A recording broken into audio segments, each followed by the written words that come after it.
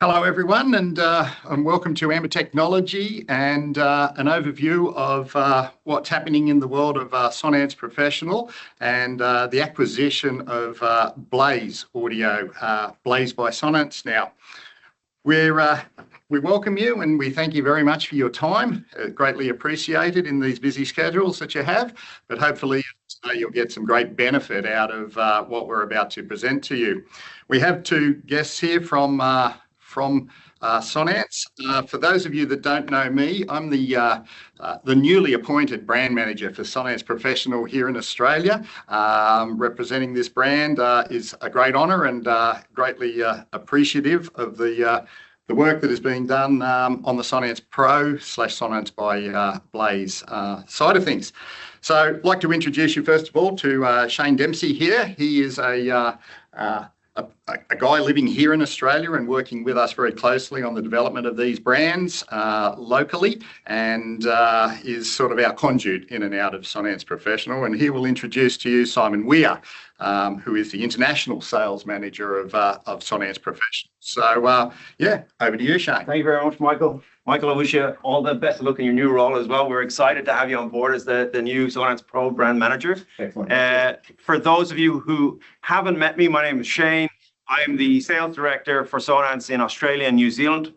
So I'm a Sonance direct employee based here in New South Wales, here to support both the residential and commercial business that we do in Australia and New Zealand. Amber knows this very, very well. I'm here to support you guys in any which way you may need. So please don't ever be afraid to reach out to me directly or reach out through the Amber team and say, hey, can we get Shane to help us with X, Y, Z, system design, sales presentations, whatever it is, training. I have no qualms in helping in anything. I'm delighted to have Simon Wehr come join us for a couple of days this week. We've been looking at the new Sonance Professional products and the roadmap and things that are coming very, very soon to the market. Simon is one of our senior product directors or sales directors for Sonance Professional. And he, as Michael said, travels the world and shares the good word of what we're doing with Sonance. So without further ado, Simon, over to you. Looking forward to learning something. Thank you, mate. For a person that lives in Australia, he talks funny, and for a person that lives in California, apparently I talk funny as well. So go figure. Thank you, mate.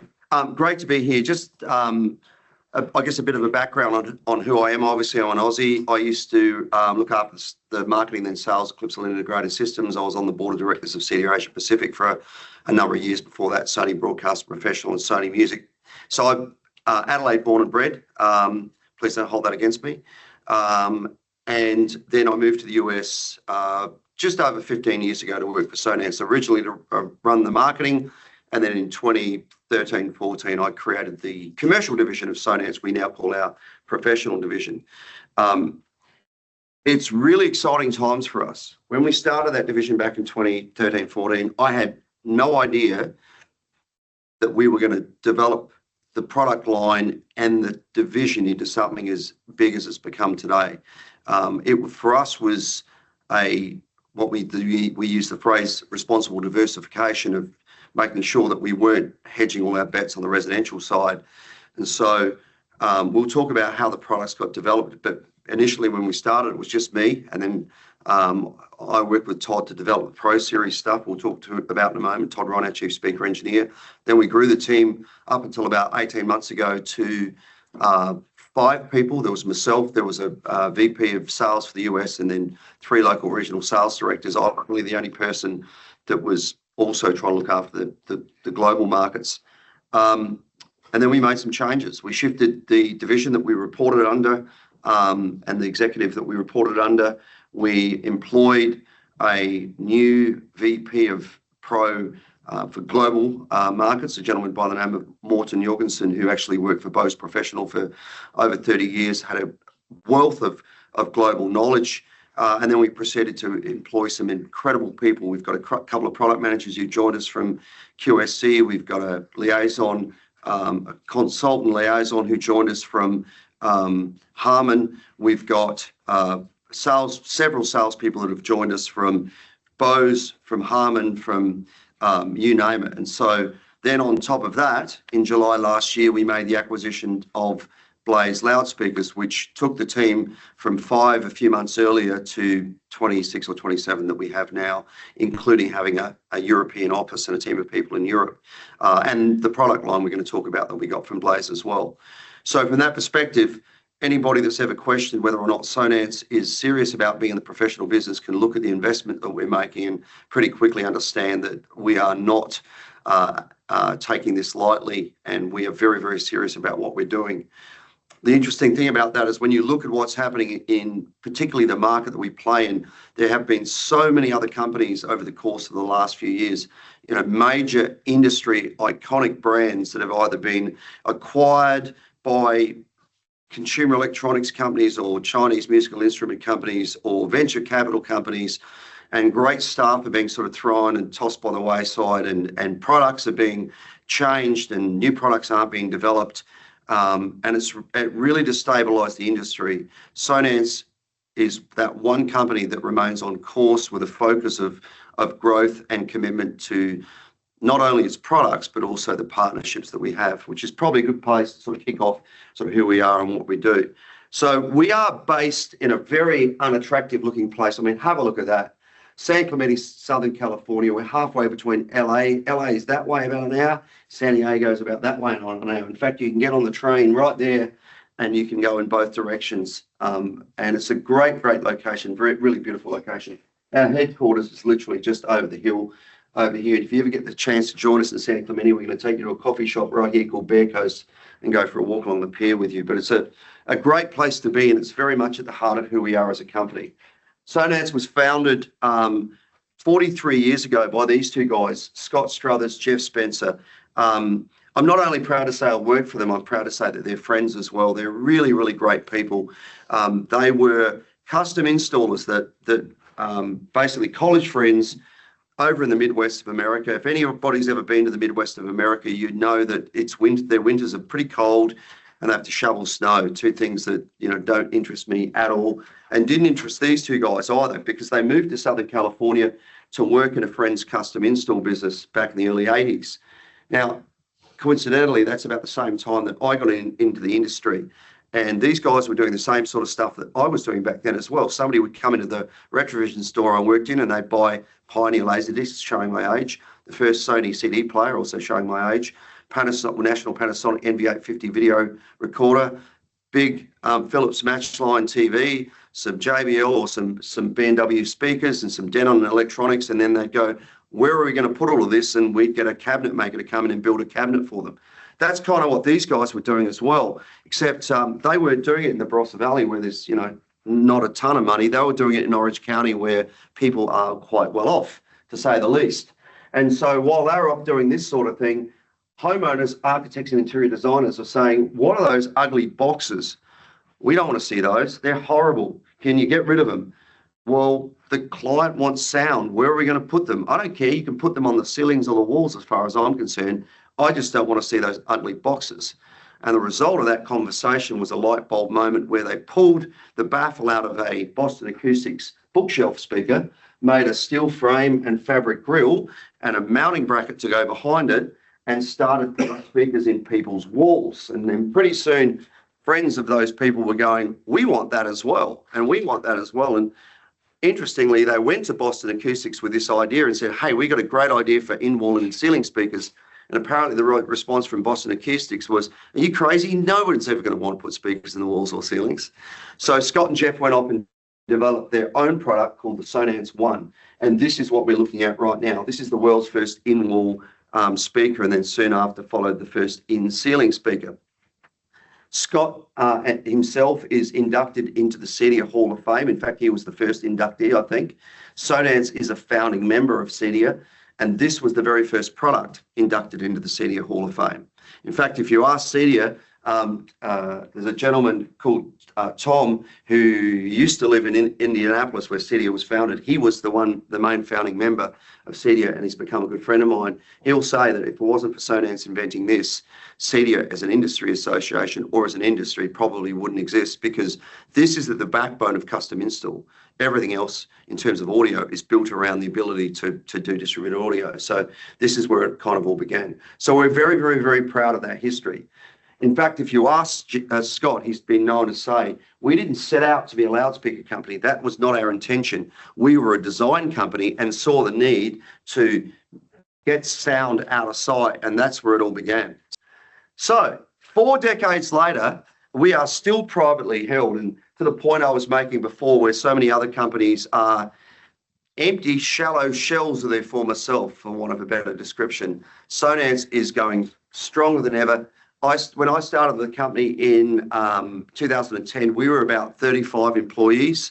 Now we're over 350, I think 340 to 350. This is one of our 2 buildings. We've also got the other one over here. This used to be an ice skating rink, and now it's our headquarters and experience centre, probably one of the best demonstration spaces anywhere in the world for our industry. So we're still privately held, which means when we make decisions about anything to do with the business, it's always long-term, and it's always with a vision of what's the best thing for our company, what's the best thing for our partners. We are not like so many other companies driven by a bunch of board of directors sitting in a glass office wondering if they're going to get their next big dividend and bonus. It's the complete opposite. We make very long-term, very strategic investments in the company, which is one of the things that appeals to me the most, because I worked for Clipsal when Schneider Electric bought them, and I like to tell the story, how do you build a successful small business? You give Schneider Electric a successful large one and let them, do what they do. They're very much board, publicly listed company focused, which is their right. We're the opposite. We're very much customer focused. We have 5 company pillars that for us are the backbone of everything we do. These are not a mission statement there to appease the shareholder gods. These are the very rules that help us figure out what we're going to build, who we're going to employ, who we're going to partner with, what all of the things are that we should be focusing on. The first one, reimagining sound. From Scott and Jeff inventing that first in-wall and in-ceiling speaker, our focus has always been on, is this the right way to be doing this, and could we be doing it better? And so when you look at that first in-wall and in-ceiling speaker to acquiring Sound Advance that invented invisible speakers, to acquiring James Loudspeaker, who made small aperture, and then of course landscape series, to we made the first distributed audio amplifier, the first in-wall subwoofer. We are always pushing the envelope on, is this the best way to do it? Can we do something differently? And that also includes the way we talk about and present our products and our solutions to our partners as well, which I'll share later on with our design gallery. Design to disappear is at the very fundamental heart of everything we do. It's funny, when I've been doing this pro side of things and running marketing at Sonance for so long, and when we started the pro side, I was so adamant that we shouldn't be looked at as a residential company that's just kind of moved into pro. I wanted everybody to see that we're a serious pro player. And so I always, when somebody asked me stuff on the resi side, we'd talk about degrees of invisibility, or how do you want your sound to look, or design to disappear. And I was always afraid that if I used that line, it would appear that I'm focusing on a residential emotional driver as opposed to what the pro market wanted. And I mentioned all these people that joined us recently from companies like Bose, and I was doing a big show, an industry show for Mood Media in the Carolinas with Morton, who now runs the pro division, who joined us from Bose, and he'd been with us only a few months at that stage. And we had a 15-second elevator pitch we had to give people as they moved around the room. And the first person came up to me and goes, so what's the main difference between you and your competitors? And me, in my normal line of creating all this stuff, said, oh, well, our product's better sounding, better looking, easy to install, more reliable at competitive price points. And we've got a laminated core transformer. And Morton very gently sort of pushed me aside and goes, our stuff's designed to disappear. And I went, yeah. And the person went, oh, I like that. And it took somebody from outside the company to actually really remind me that even the pro division should be focused on what our core value is, which is designed to disappear. And in fact, some of the successes I'll talk about a little later on are coming to us now in big projects. Something I'm working on at the moment in the Middle East, and something in Singapore, massive projects, thousands of speakers, millions of dollars. The thing that got us the project is designed to disappear. Not the fact that the products sound better and everybody knows they are actually more reliable. We had no failures of voice calls at all. It's how they want it to look. So never ever underestimate design to disappear. Authentic partnership is probably the main thing that's kept me at the company over 15 years. I love the way we treat our partners. These partners, not only Amber, for example, but you guys, our reps in the United States, we have this philosophy that our people are your people. I love the way as a company we always go above and beyond to deliver a level of customer service that most other companies don't. It's one of the reasons that during COVID we actually had inventory and nobody else did. The writing was on the wall. Everybody could see what was coming down the line. Those publicly listed companies were so concerned about COVID at that time. They were so concerned about their share price, their dividends. They put their profits before their customers. Sonance, on the other hand, a conversation literally took place of, hey, we may run out of stock. We can't do that because if we do that, our customers can't complete their jobs. If they can't complete their jobs, they can't get paid. If they can't get paid, they can't pay their staff. They can't put food on their families' tables. We've got at least another warehouse and we've got to fill it full of stock. And that's exactly what we did. And it was the best thing in the world we could have done because not only did that mean that we were helping our partners get paid for their projects, but it also made a ton of people that I'd gone and seen over the previous couple of years who'd always found it was easier to drag and drop a JBL or a Tannoy into a plan going, I can't do that now.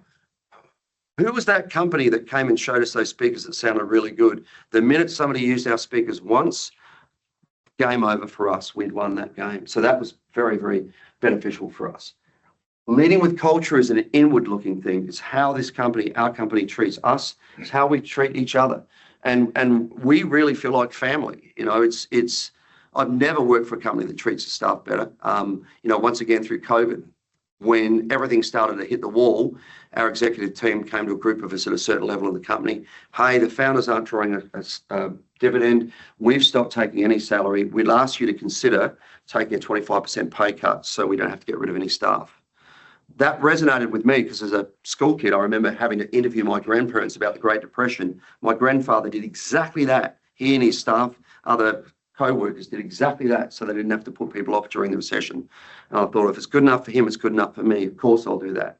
Fast forward about 3 or 4 months, we're having a bumper year. Everybody's spending their money at home. And so the executive team came back to us. We really appreciate you doing that. Not only did we not have to put anybody off, we have picked up some incredible talent that other people have shed because all they're worried about is their profits. And so because you were prepared to do that, we're going to give you back what we took from you and we're going to give you all a bonus because you didn't even question it. So that's the culture of the company. It's the way we surround our people when they go through any sort of challenges as well. It's just absolutely amazing. The final one is going beyond. Sonance has a focus on philanthropy to the point where Scott and Jeff 3 years ago put the company into a trust for perpetuity so it can never be sold. And when they're gone, the profits from Sonance will go to the charities of their choice. So right now we have Sonance Foundation, where we do local things in Southern California. We do beach cleanups. We work with FAM. We work with something called the Boys and Girls Club, helping underprivileged families. We also have a charity called Sonance Cares, which is going after higher net wealth companies and individuals to get them involved with philanthropy. And then the final one is that Scott, in particular, has a passion for the African elephant and decided he wanted to investigate why they were going to become extinct and discovered that it becomes purely down to poverty. So we have a team of people that go into Africa. Well, I think we've got some full-time people now there.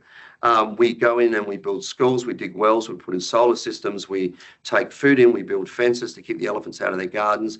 We educate them, teach them how to help fight poaching. And the impact that that's had in places like Kenya is absolutely amazing. Now, we don't expect people to buy from us because we have a philanthropic outlook.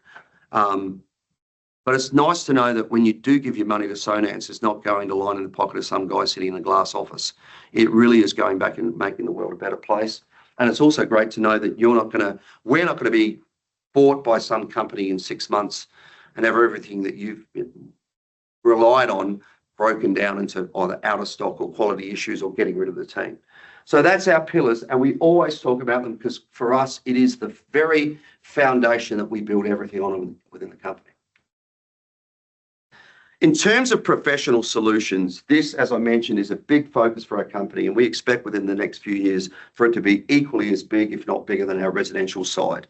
You know, on the resi side, I wouldn't say we've plateaued because we're always pushing the boundaries on what we can do, but the opportunity for growth is certainly not as much as it is on the pro side.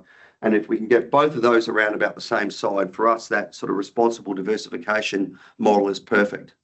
Now, we don't want to be all things to all people. We don't want to never have. In fact, even though all these people have come in from great companies like Bose and Harman and QSC and everything, our focus has never changed from what I wanted right in the beginning and what we said, even with the executive team in those early days. We don't want to play in the down and dirty market. I don't want to be chasing speakers by the acre that come in a pallet that are $30 each. It's not what we do. It's not where we can bring in our value proposition. Equally, we don't see ourselves going into and trying to compete against DMB or L Acoustic or any of other of those amazing large sound reinforcement brands, because it's not something we feel that we can bring our value proposition to, certainly not designed to disappear.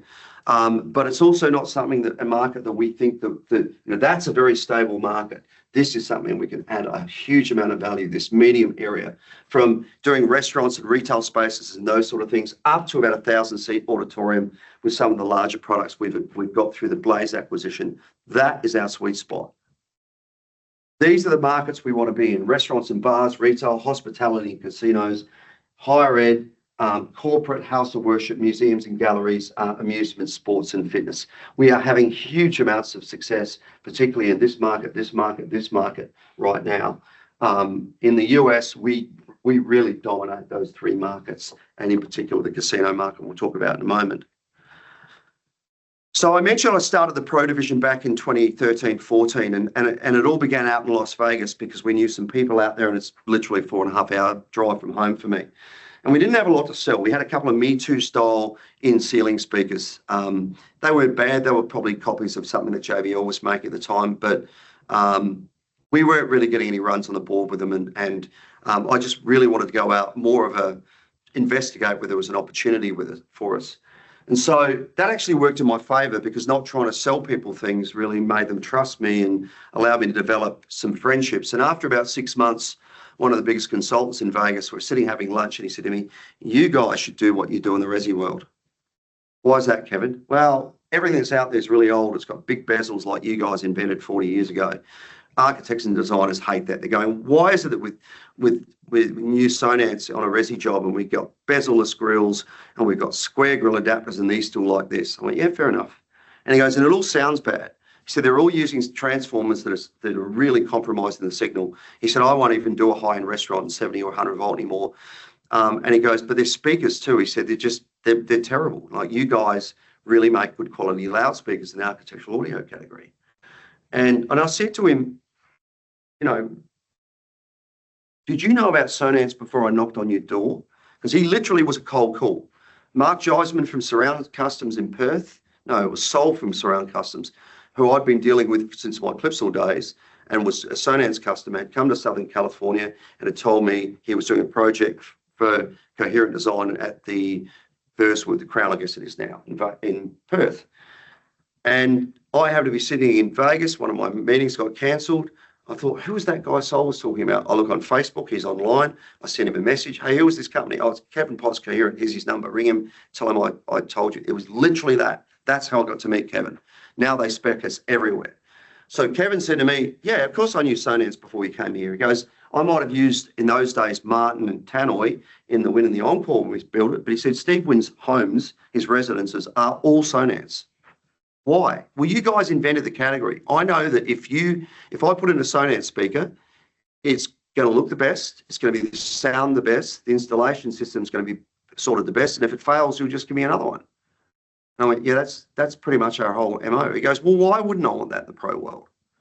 So, "Would you take us seriously?" "Of course we'd take you seriously. You guys make better in wall and in ceiling speakers than anybody else. I have every confidence you would do that in the pro world." So that was a turning point. I then went to my next meeting, a guy called Vince King from King AVI, whatever it is. He said almost exactly the same thing. And those guys don't talk. And I said to him, "Hey, Kevin just said the same thing to me half an hour ago." And he goes, "Then there's something in it. You start asking other people," and I did. And the resounding enthusiasm was over the top. So we wanted to build better looking, better sounding, easy to install, more reliable speakers at competitive price points. So I went back to him and I said, "We're going to do it.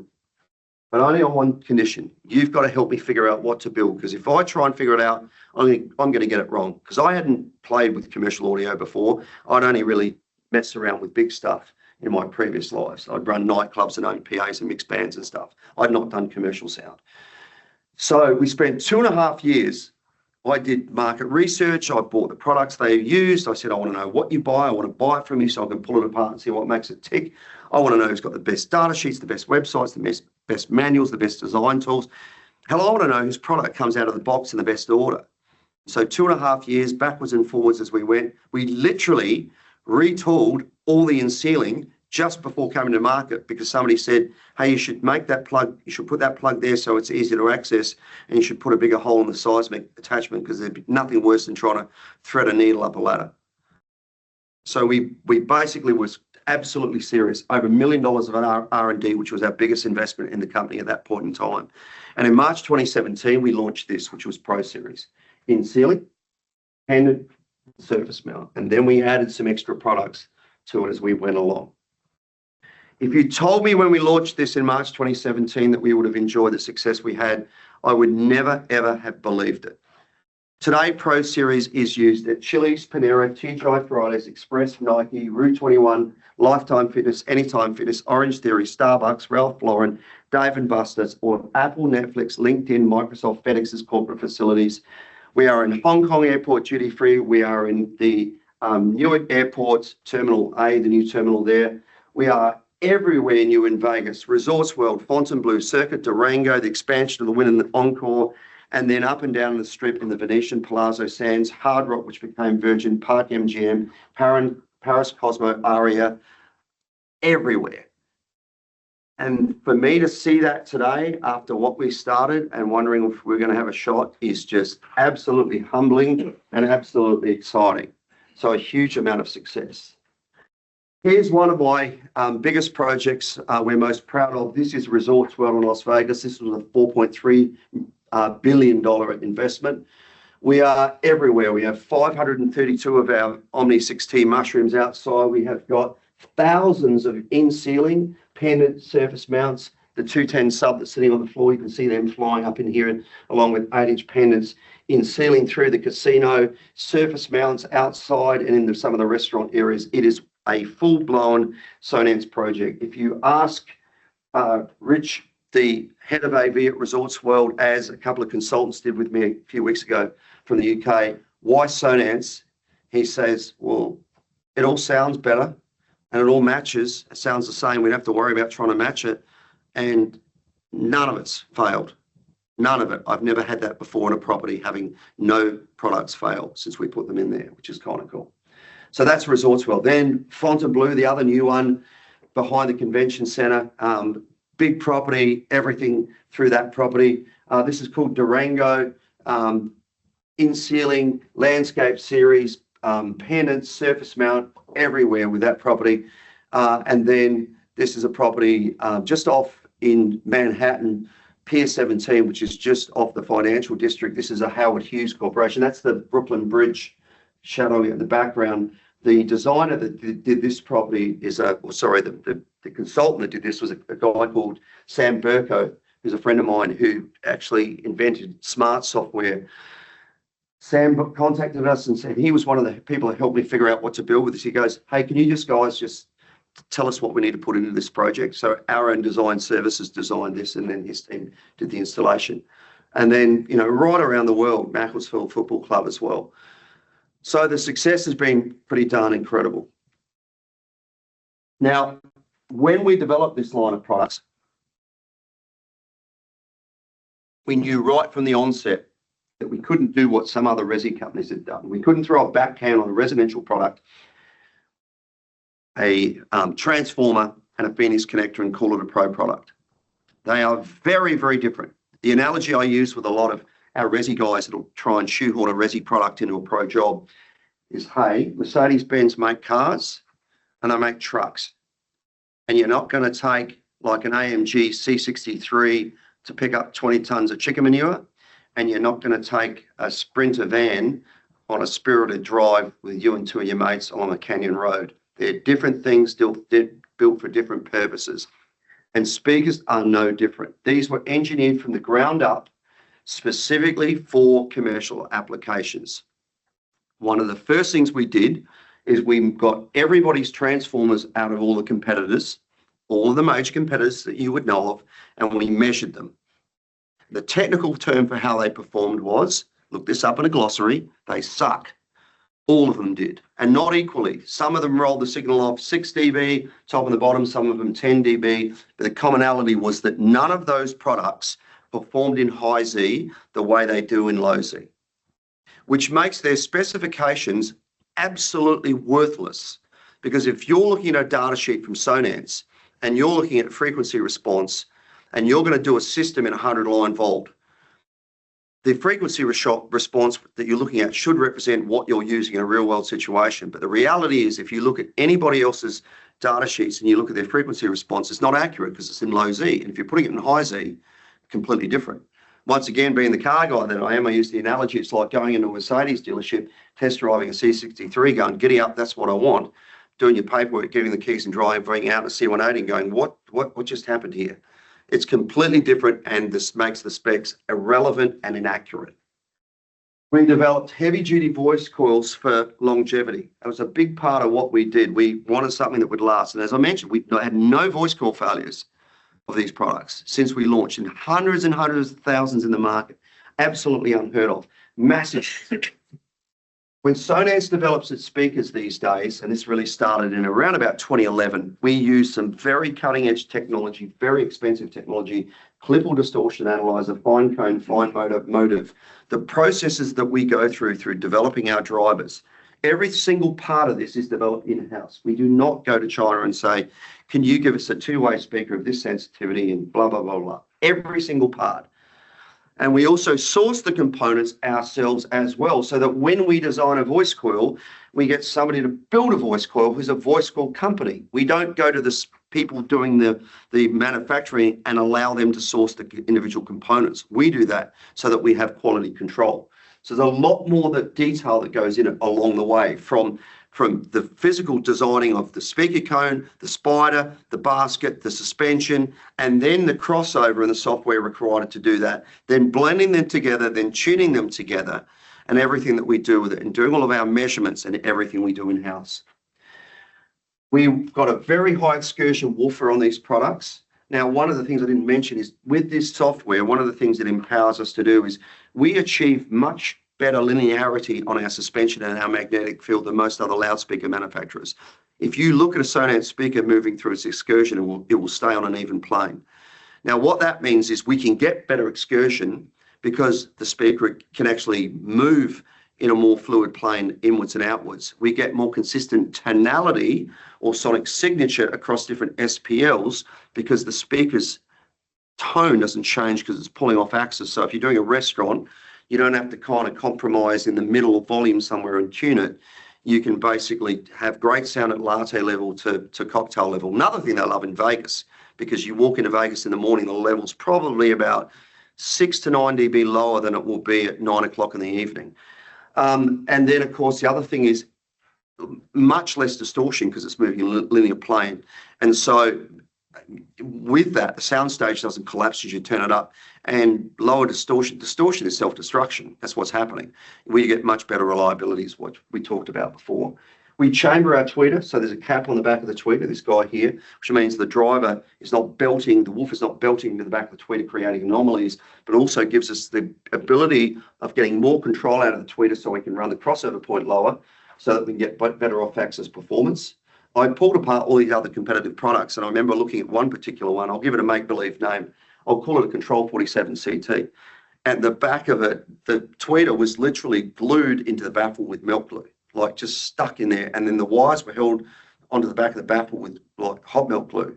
I said to Todd, who designs our speakers, why would they do that? He said they probably bought an off-the-shelf tweeter and the first round of them were blowing up, or they couldn't get it anymore, so they bought another tweeter and they didn't want to retool. And you can see where the clips used to be. They didn't want to change the clips, so it's just cheaper to put with milk glue. And went, what? To us, that doesn't make sense. So a lot more attention to detail. And then a big one. This is the big one the guys out in Vegas love, consistent voicing between the form factors. So if you are doing a space, even if you're on different channels of amplification, they're going to sound closer out of the box. So you've far less work to get them to sound good. Or if you're doing a restaurant where you go, hey, I've got a 2-channel amp and I want to do some pendants and some surface mounts over the bar and some ceiling in the toilets, and I want it to be on the same channel, you can do that. They sound absolutely fine. So the line includes 4-inch, 6-inch, and 8-inch in ceiling. And we do that across the entire line. And the 4-inch has a 30-watt transformer, the 6-inch is a 60-watt, and so does the 8. And the woofer has a 120-watt transformer. We do 2 low-profile models. So if you do have a depth restriction, and we've got one on the table for the guys in the room, great sounding product at less than 4 inches deep. Sorry for the speaking inches. I'm so used to doing that in the States. Things like a finger adjustable tap on the front. So if you need to change the tap, you're not having to climb the ladder with an extra screwdriver. Pivoting tweeter on the front. 1-piece magnetic grill that just basically comes on and off.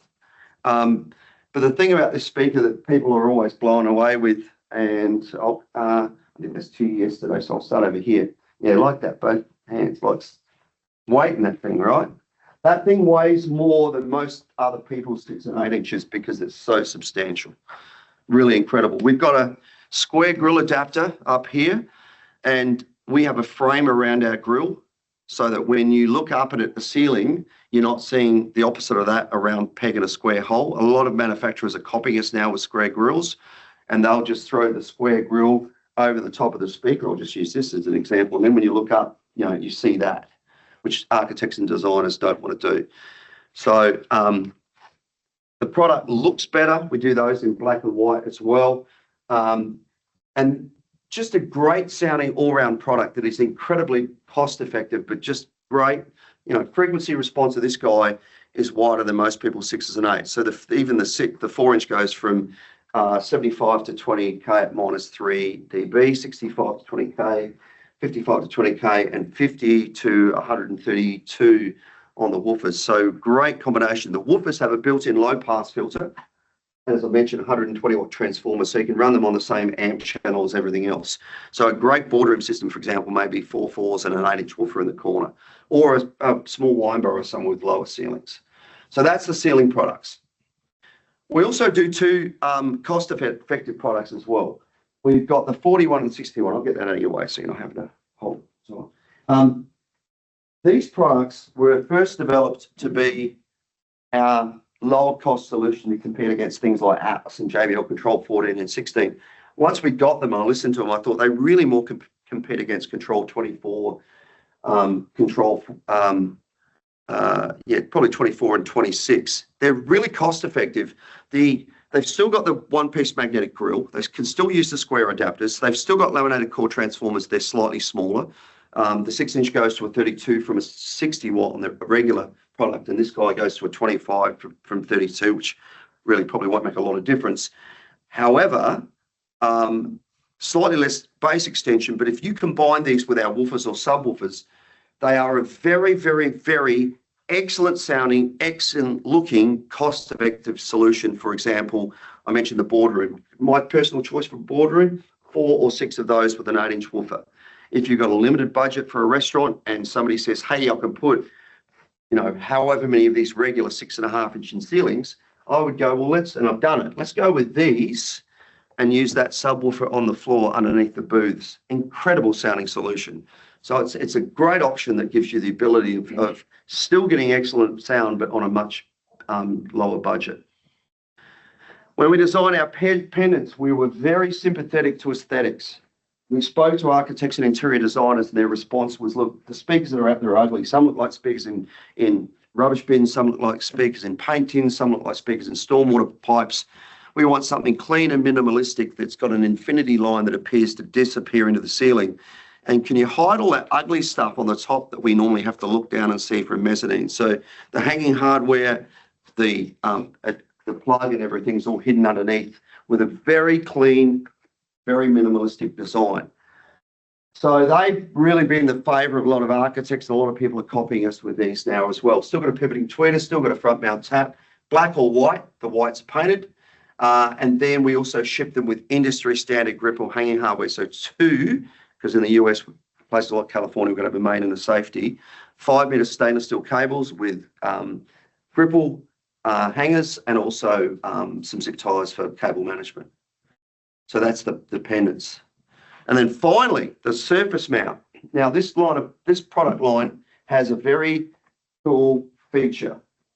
We have what we call our fast mount bracket. I'm going to take this one off and bring it up front so I can show you. I don't know if the people on the camera will be able to see this, but our goal with our brackets is to make the speaker faster to install and more reliable long-term. Now, there's a little dance that happens with most surface mount products. The installer climbs the ladder, puts a bracket on the wall, gets back down the ladder, gets back up the ladder with the speaker, one nut in his mouth, one nut in his back pocket. Balances this on the top of the ladder, hopefully not denting the tweeter and the speaker cone. Connects the terminals, hopefully remembers to adjust the tap or he's coming back, getting it back down in a minute. Holds it up in the bracket, now he's on the ladder with no hands, goes to take the nut out of his teeth. What does he do? Drops it, takes the nut out of his back pocket, puts one nut on one side, leaves it hanging on one nut, gets back up, gets the ladder on, puts the other nut on, tries to get them on the same angle, never gets it right. Punch list comes out, can you get all of these exactly the same angle? But in the meantime, within 3 months, the nuts have come loose, speaker's pointing towards the ground. The wire that he stuffed up under the back to reach the ladder is now hung down and somebody's ripped it out of the back. Usual story. With us, the C bracket goes up. Those holes on the outside, by the way, in the US at least, they'll mount onto our standard J box over there, but you can also use a U bracket if you want to pole mount it. The speaker wire comes through the rubber grommet on the back. It's a pass through to the front. So once the speaker wire is hanging out the front, you basically line the bracket up. That's it, it's mounted. There's no nuts on the side to come loose. You're now working on the speaker at eye level to terminate the Phoenix connector and to adjust the tap. Once that's done, you push the plastic cap in place. Now there's no risk of corrosion or ants getting in there or anything else. Now you push the grill in place. The new Mark II has actually got clips around the outside so the grill really holds into place. Once the grill's in, you can no longer access those release tabs so nobody can steal it. Then to get them on the same angle, you count the clicks. Every click is a 10-degree up or down.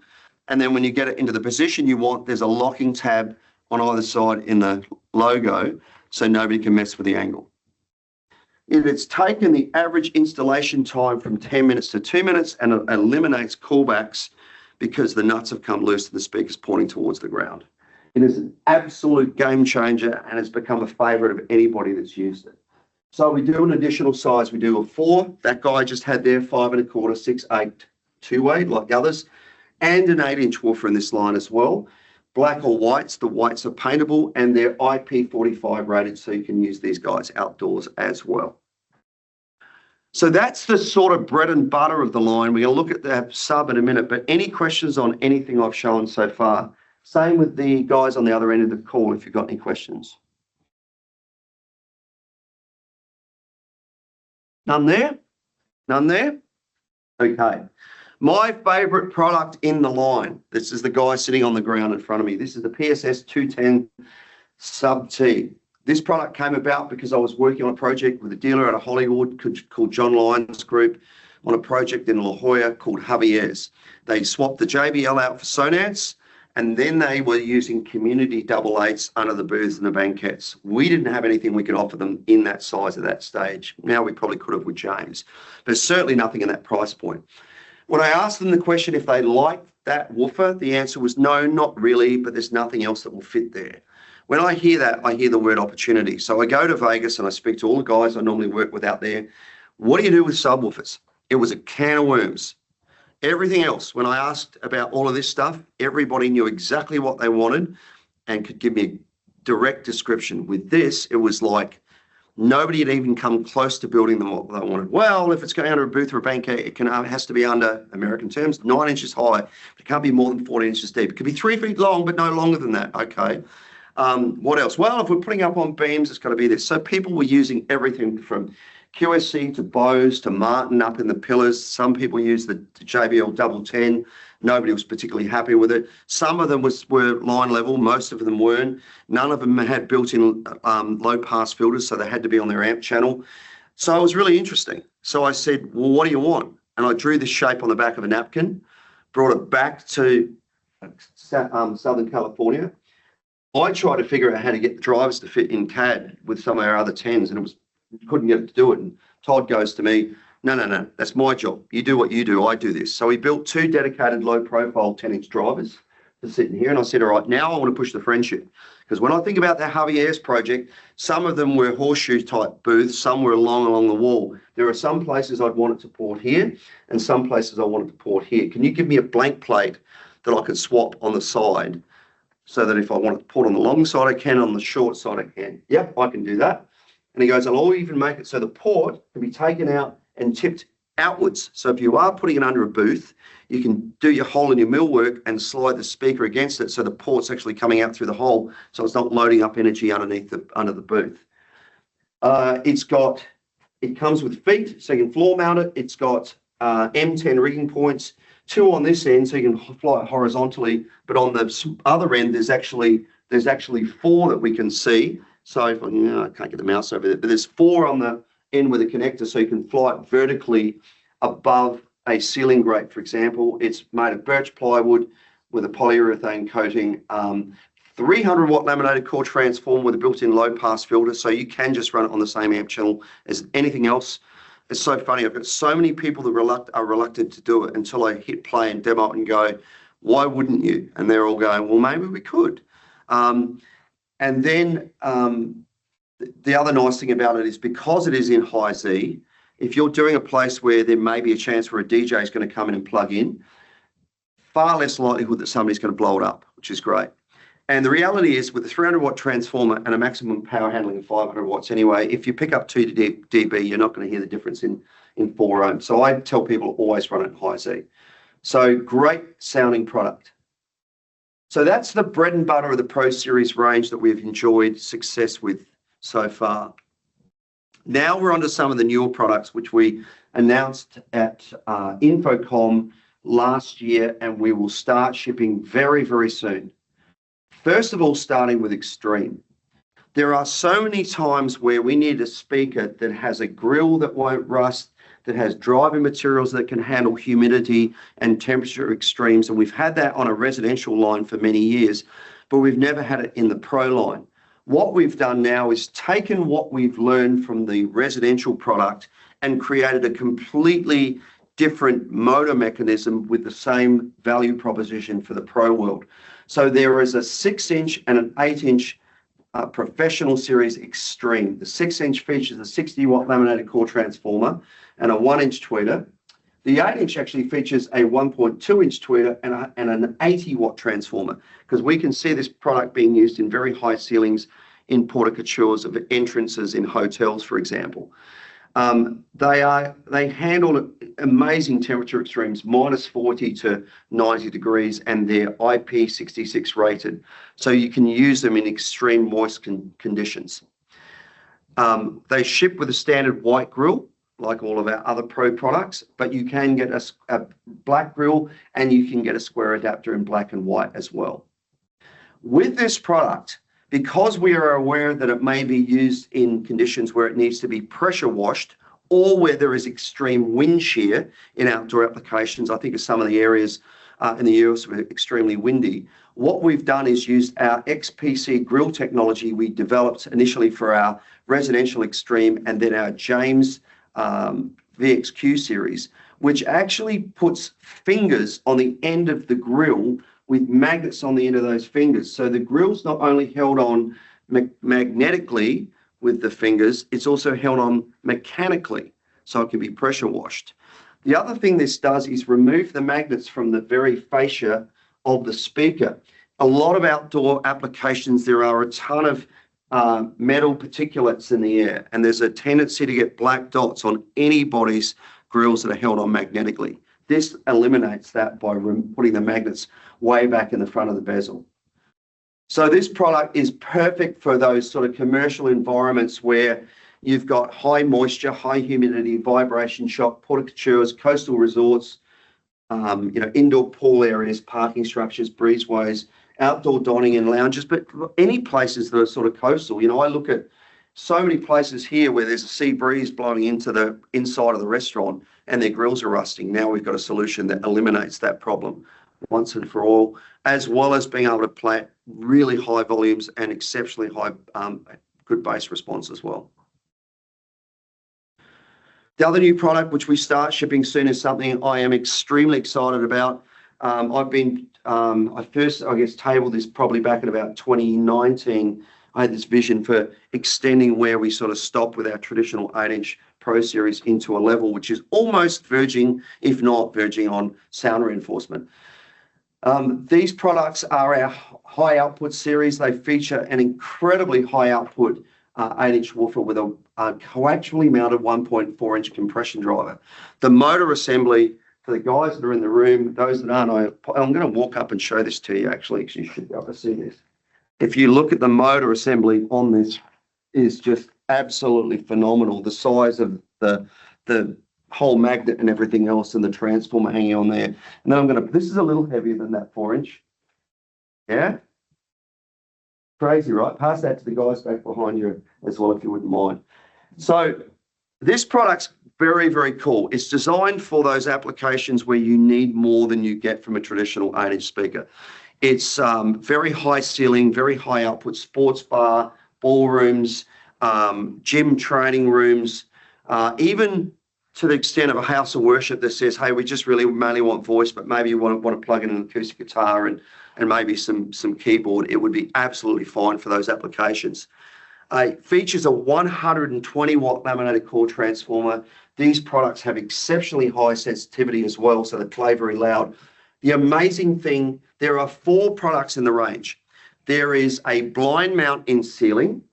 So we have this guy over here on the camera. You should be able to see that as well. So this is a standard blind mount in ceiling, just like the regular Pro Series in ceiling products. It has an integrated backhand. Then we have the one that's going around at the moment, going over there, that goes into this, which is a 2-piece can. So this can goes in pre-construction stage and it gets pre-wired by the electrician, and then that ceiling speaker I was just showing before mounts up and into it. We then have a pendant speaker. The outer diameter is not much bigger than a regular 8, it's just slightly longer. This product, nobody else has ever made a product in this sort of category before. There are a couple of other higher output pendants on the market, but when you look at them, the JBL, for example, has got a 68 watt transformer. This is 120. There's a Soundtube 10-inch, and that's kind of similar, but neither of those products have any bass extension below about 100 hertz. So they're more designed to hang over gymnasiums and used for public address. I wanted something in some of these casino areas like Vegas Resorts World and Fontainebleau being an example. I walked in there and looked up. They have such high main entrances into these casinos, and the installers have to end up putting speakers in boxes around the outside sort of the soffits pointing down. So you're not only not getting good coverage, certainly in the middle, there's shading with those as well. So I thought if we do a pendant that's got high output, we could fly it at 35 feet, 40 feet, and still retain sort of 95 decibels of output at ground level.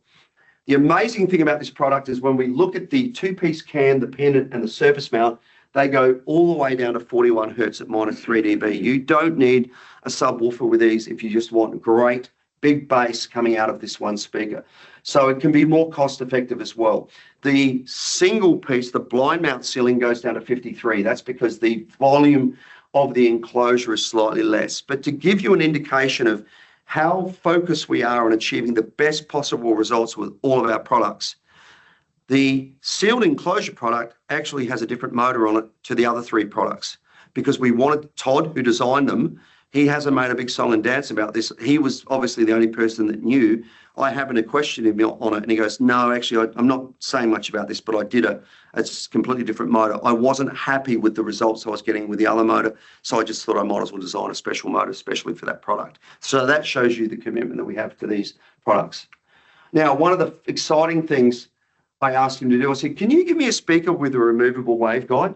So that if I want to put it in a high ceiling, I can put the waveguide in, but if I want it in a low ceiling, I can. I sort of inspired by what we've done with the waveguide on our new Extremes and our VX products.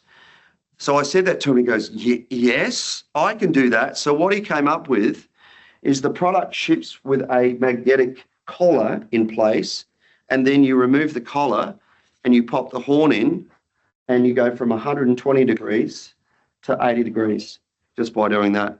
And by the way, there is actually a switch. I'll put it back because we're going to play it in a while. There is a switch on the front of all of these that actually changes the crossover point and some of the tuning of the speaker. So it's not just a mechanical change, it's an electronic change to control the dispersion and still give you a smooth power response with a different waveguide in there as well. So we're pretty excited about that because it means one family of products, 4 different SKUs, can do just about any application from sitting in a sports bar or an outdoor area to a ceiling that's retrofit where you can't do a backhand, to a blind mount in a new construction, through to obviously big open atriums. And it doesn't matter if it's high ceiling, low ceiling, ballroom, hallway, whatever, you can change the dispersion pattern of the speaker as well. So any questions? So the in-ceiling blind mount, 2-piece, ships with white grill, optional black grill, square adapters as well, 120 watt transformer, down to 53 hertz to 20K, and then 41 hertz to 20K. The pendant, 41 hertz to 20K again, very clean, minimalistic design, black or white, as again, ships with industry standard grip or hanging hardware once again as well. And then the surface mount. Great things about this product, it still has our fast mount bracket I showed you before on our surface mount 5 1/4, but it also has M10 rigging points. Those guys in the room, maybe on the camera, might be able to see there's actually holes on the side if you want M10 rig it. We are also, over here, we are also doing a ball mount for this in black and white as well, because we know it may be used more in public address style situations, so you can actually change it in both directions as well. Something we've not had before on Pro Series. So that is our high output range of products. We will start shipping these within the next, probably in the next couple of weeks actually. We've been having to go through UL, the certification we have in the US. But we are super excited about these. We've already got them spec'd in and the Extremes into all sorts of places. I've got some going into Vegas soon. I've got 16 of these going into the Wynn in the United Emirates right now, if they're not in already actually. So we're pretty excited about that. That is Pro Series. There is the lineup of the high output. So, good sensitivity on these products through here, like 93 dB, for example, on that guy and this guy over here, then down to 41 hertz. And these are real specs as well. Any questions? Okay. There are the markets we're going for. We're talking about, the hotel that has the club at the front and wants to crank, that sort of thing. Definitely sport bars, fitness studios, large commercial spaces will have to go really high ceiling environments like, the atriums we're talking about, the venues and ballrooms. So that's the Pro Series high output. So that is the inside, well, I guess outside as well with this as well. As put this on mute. Let's talk about some of the solutions we have for outdoors from Sonance. The first one is the Omni 6T. This is a product we launched actually through COVID. We wanted to try and capture some of that outdoor market as well. We're seeing so many of the Bose FreeSpace 360s and JBL Omni speakers and Atlas and Soundtube. When we got the other products and we started doing competitive analysis, it didn't take us long to figure out that we weren't going to be happy with that same design principle they did of projecting sound onto that conical, call it a waveguide, more of a dispersion cone. Because none of those products were giving any sort of frequency response above about 8 to 10K. So what we did instead was we developed a wide bandwidth driver, little 32mm driver here, and we put 4 of those around the outside of the product in a canopy. And then we've got an upward firing 6.5-inch woofer, which ports down through the side of that canopy. By doing that, we've achieved that same Sonance sonic signature as all of our other products. We've got a frequency response that goes from 60 hertz to 20 kilohertz at -3 dB. Because the side's not open, we can also bury ours, unlike anybody else, with only about 200 millimeters sticking out of the ground. The product's IP66 rated, so obviously designed for outdoor applications. It features an 80-watt laminated core transformer, so it will play at really, really high volumes. And it's brown because green is not the right color to make them. From our research within landscape architects, they'll tell you, unless you make it the exact green of the plants in the garden, and unless those plants stay exactly that same color all year long, it ends up looking like a green bucket in the garden, especially in places where the leaves fall off in winter, or in places like Vegas where there's so little green, or Palm Desert, or those sort of places, Dubai where I've seen them. So brown disappears into ground cover and also into the shadows of foliage as well. It's interesting how this industry, somebody does something, has success with it, and then everybody copies it without asking the question why. We never do that. Just as a point of interest, you may not know, the Bose FreeSpace 360, that's actually Disney green. They designed that product for Disney. Disney wanted it that green. That's how that product came to be. And then everybody else just copied it, and nobody ever asked whether it should be green or shouldn't be green. Whereas we looked at it, in fact, with our landscape products, in the James side, we can do custom colors. Green is not the color that people actually want, which is interesting. So that's that product. Speaking of landscape, this is our Sonance Landscape Series, sorry. This is our 4th iteration of this form factor since we launched the company, launched the Landscape Series back in 2011. We feature a 4-inch and a 6-inch two-way satellite with a 40-watt and a 60-watt transformer, and then 3 subwoofers, a 12-inch hardscape, if you're putting on a rooftop bar, for example, and you want to put these in the planters, or if you're burying them in the garden, we've got these 2 products over here, which can be buried. There's a 12-inch and there's a 15-inch. The 12 inches, by the way, interestingly, go down to 20 hertz, and the 22 hertz, sorry, and the 15-inch goes down to 20 hertz at -3 dB. Very high sensitivity on that 15 as well. They all feature the subs, that 300-watt transformer with the built-in low pass, so you can run the subs and the sats on the same channel. You can also mix and match sats on the same channel as the Omni if you want to. I would probably not ever use this without a sub, although I may put it with some Omnis because the Omni has some more lowered extension. But these guys here, I think the spec says they go down to about 55 hertz. You can use those without a sat. I had one of the theme parks in Anaheim or LA, it might have been Universal Studios or SeaWorld, doing a ride where they wanted something that was IP66 rated they could put in the water, like a water ride. And I said, well, if you run conduit through the middle of it, steel conduit, and you put T-pieces with threads, you'll be able to run the wire out, do a nice soldered joint onto the wire using marine heat shrink, and then you could actually, it wouldn't even need to be marine, because then you could use some thread tape and screw the speaker onto the conduit and just hang it off the conduit, and you've got an IP66 speaker that's going from 55 to 20K. So really good product line. Then, Invisible series. Has anybody seen our invisible speakers? You're nodding. It's a trick question. You haven't. They're invisible. All right? Okay. It's a trick question. Sonance started doing invisible speakers in 2004 when we acquired Sound Advanced, formerly Bertagni Loudspeakers, who were the inventors of invisible loudspeakers. Those original speakers used to use a polystyrene speaker cone, and they sounded a little bit like this at their best. This is now our 4th generation since that acquisition, and the new generation of speakers, later on, we've got one over there. If somebody wants to hear it, I'm sure we can plug it in and listen to it.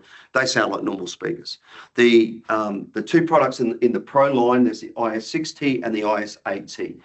Both high C, so both have laminated core transformers, 40-watt and 60-watt respectively.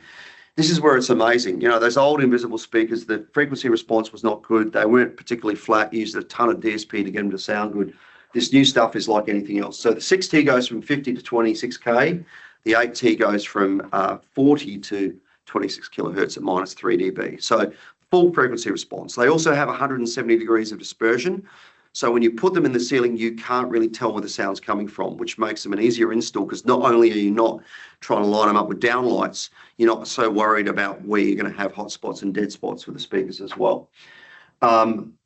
Just a great sounding product that has very, very flat response as well. Like if we play this one in a while, Without DSP, you're not going to hear that it's, it's just going to sound like anything else, which is great. The way they're installed, the inside of the speaker, they're very different from the old ones. There's a wide bandwidth drive at the top with a 44mm voice core bonded back to that diaphragm, which is fiberglass with paper on it. So that's bonded in there. That's your low, mids to highs. Then you've got this 8-inch Airflex woofer that's decoupled. It's working in a sealed air gap, and it's the pressure and the vacuum of the excursion that creates this pistonic movement here and a rippling of sound up there, like you're dropping pebble in a bowl of milk. We then blend that sound sort of in the front, and that's how we're able to get the wide dispersion, the incredible high-end frequency, but also that meaningful sort of low-end bass that you didn't used to get from invisible loudspeakers. The installation process is more simple than ever before, and we've also fixed some of the problems of not knowing how much material is on the front. So you screw it to the studs or to the joists, we call hot mud the edges, then you tape before that goes off, and then you can either feather and finish up to or finish over the entire thing with up to 3mm of any flexible material. We recommend between 1mm and 1.5 mm, but you can do up to 3. So standard topping compound, not epoxy style, because that tends to be less flexible. Paperback wood veneer, wallpaper, acrylic base Venetian plaster. We've seen leather put over them before. None of those things affect the sonic performance of the speaker. They all sound exactly the same. The key to it is the amount of material that you've got over the front, and that was always the unknown. We have seen time and time again somebody put in an invisible speaker and go, it doesn't sound as good as they do in your office. Well, how much material did you put over the front? Well, we told the drywall contractor to only put a skim over the front. Well, did they? Well, they said they did. The problem is if it's not installed properly, when you install the product, and I've had to go to the Middle East 2 weeks ago, there's a heap going into the new win north of Dubai. It's really key when you screw that to the studs, you put a straight edge across the front, you make sure that the speaker's not sitting back behind the plane of the wall. In our specs, we actually say to make it level. If you speak to our guys that install most of them, they'll go, just a hair in of the actual wall is the right place to be. And then when you finish up or finish over the product, you can basically measure afterwards. We put discs in behind the front of the baffle. So notice on the guys on the camera won't be able to see, but there are 4 circles on that overlay. The idea is once the product's installed, you want to be able to measure how much material is over the front. So these metal discs allow us to use a depth gauge called the DG1, which is the same technology that car body shops have used to measure Bondo for years.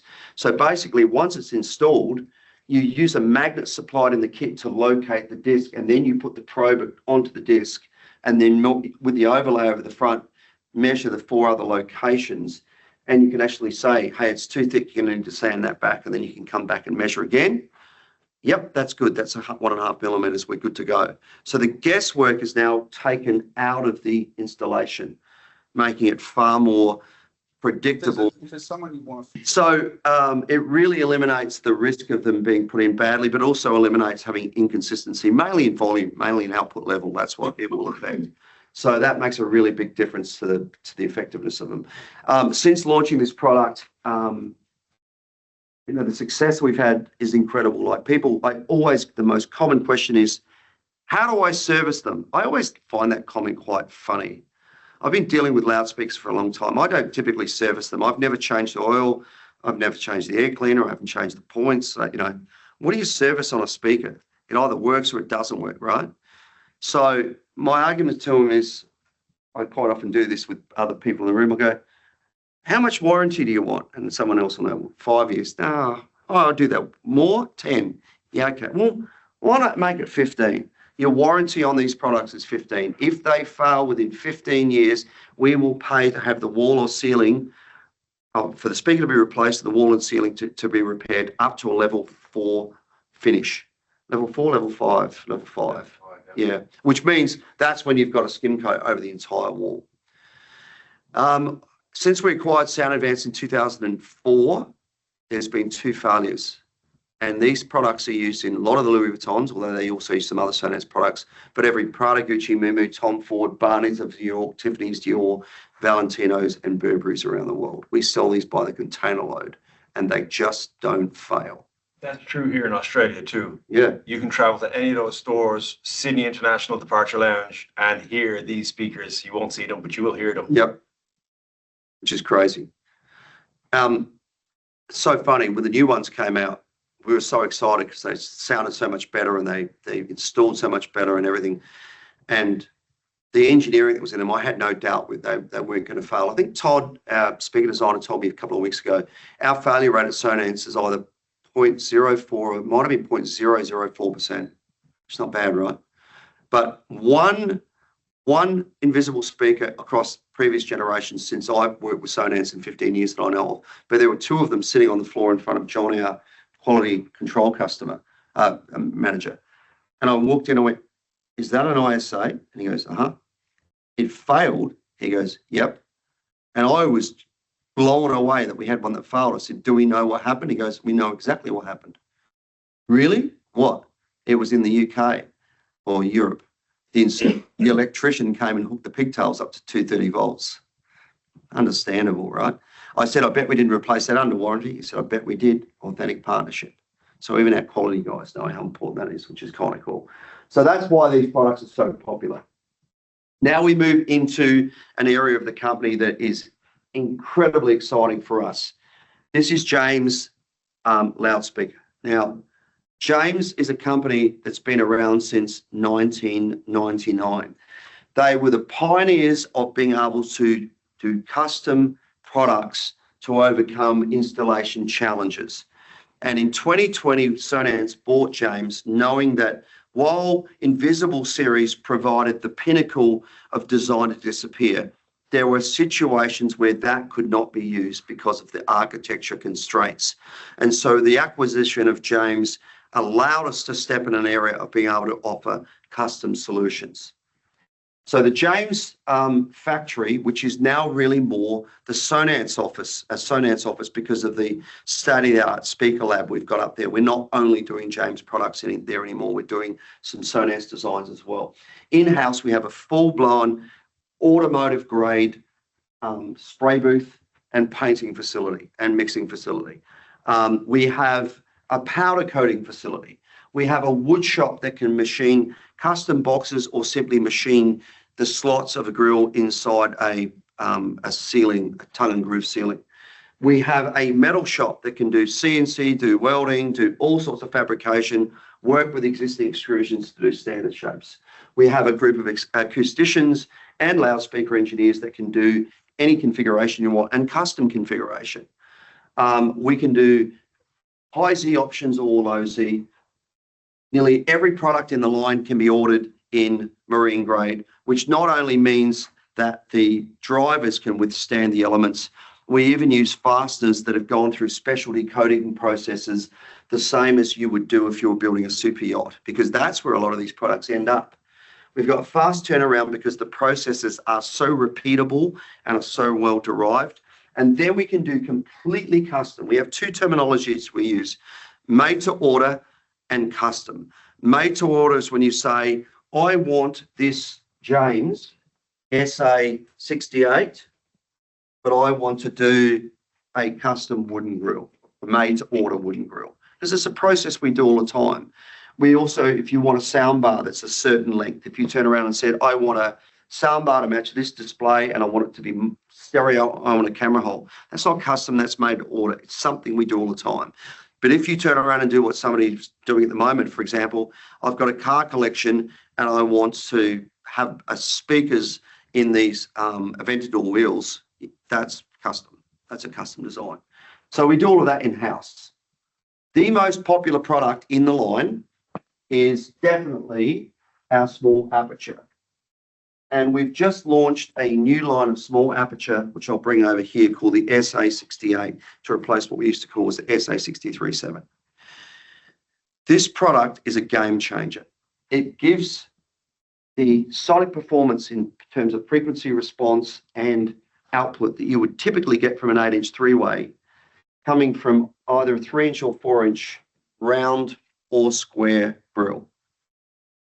Now, when we launched or acquired James, and we had all these products available to us, to be honest, I wondered how we would go in the pro world selling James products. Then we developed something I'm going to show you in a moment called the Sonance Design Gallery. And we started showing it, and our dealers and consultants started showing it to customers. At this very moment, I have 2,000 of these going into the new win that's in RAK, an hour north of Dubai. Win design don't want to use in high visual areas. They're using, I don't know, 4,400, I think, of our regular in-ceiling speakers. In the high visual areas, they don't want to see normal speaker grills. Everything in that project is either invisible series, IS8Ts, or it's small aperture with painted grills.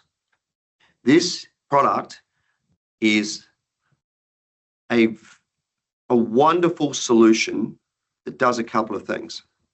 Now, this project started 18 months ago in Las Vegas. I was working with a consultant. Remember, I said the very first guy, Kevin, said to me, you guys should doing commercial, we're doing residential. His team contacted me. I was actually November before last. Hey, we want to listen to some laundry list of James and Sonance products. So I took it all out to Vegas and we spent a day listening to it. And next thing you know, I'm getting requests for orders coming out of the win in Macau. And then I've chased up with a consultant there. I've got 100 going into Vegas. And now we can tell you what we wanted to hear it for. It's for a project that's happening north of Dubai.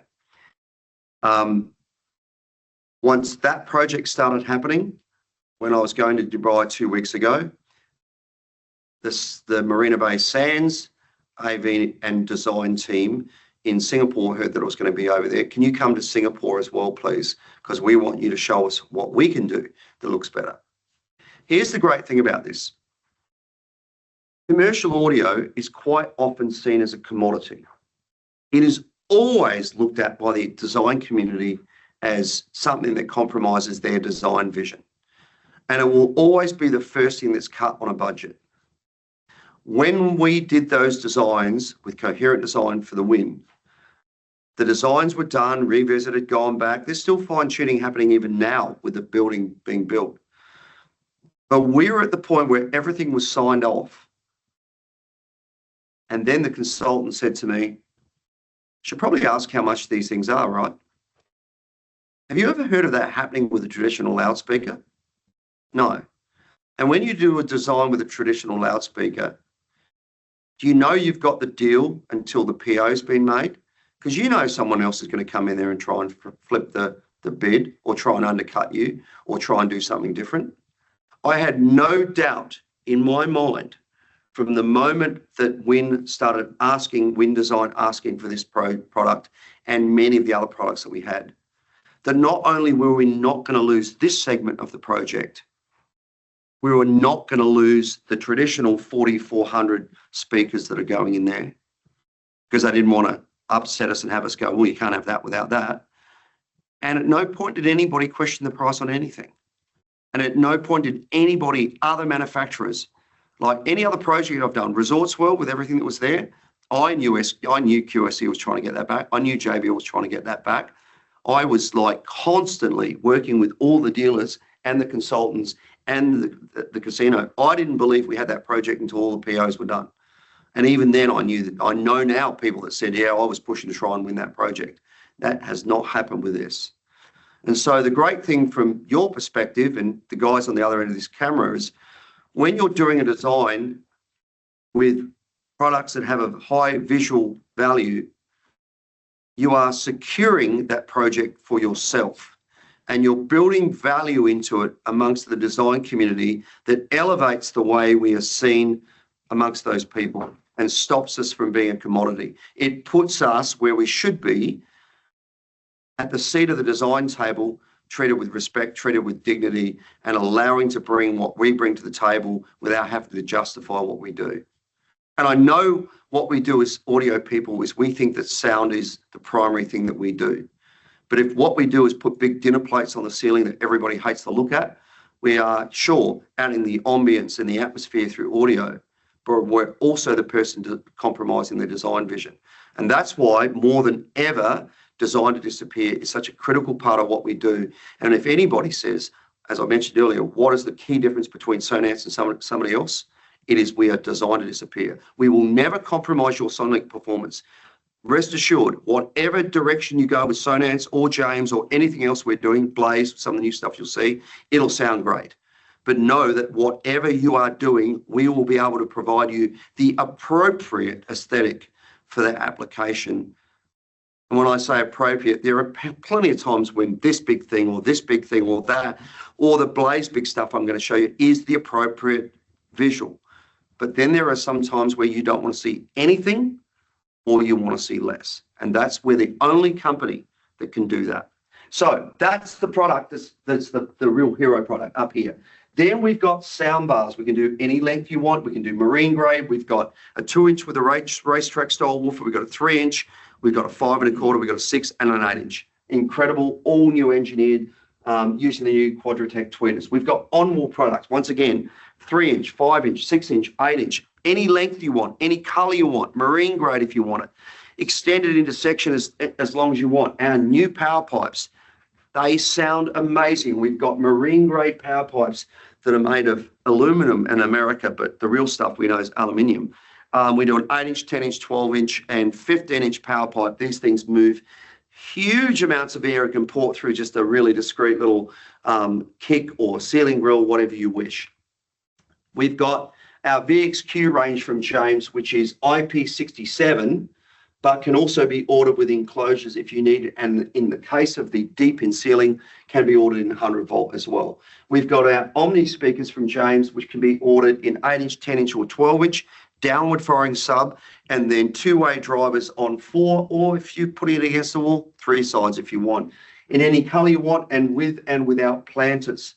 We have our brand new launched at CDA wedge series. This is a replacement for the old wedge that James did with the ground up enclosure design, the new Quadratec tweeter, new woofer design. It's even got a boundary switch on it, depending on if it's going on one wall or up against the eaves as well.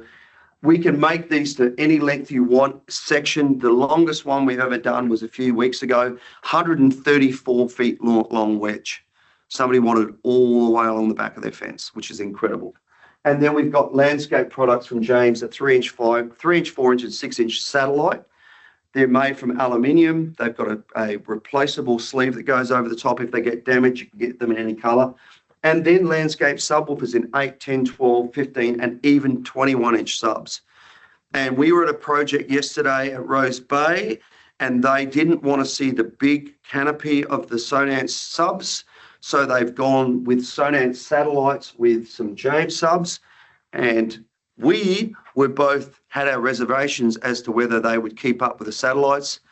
And we were really, really impressed, weren't we? They just sounded very, very good.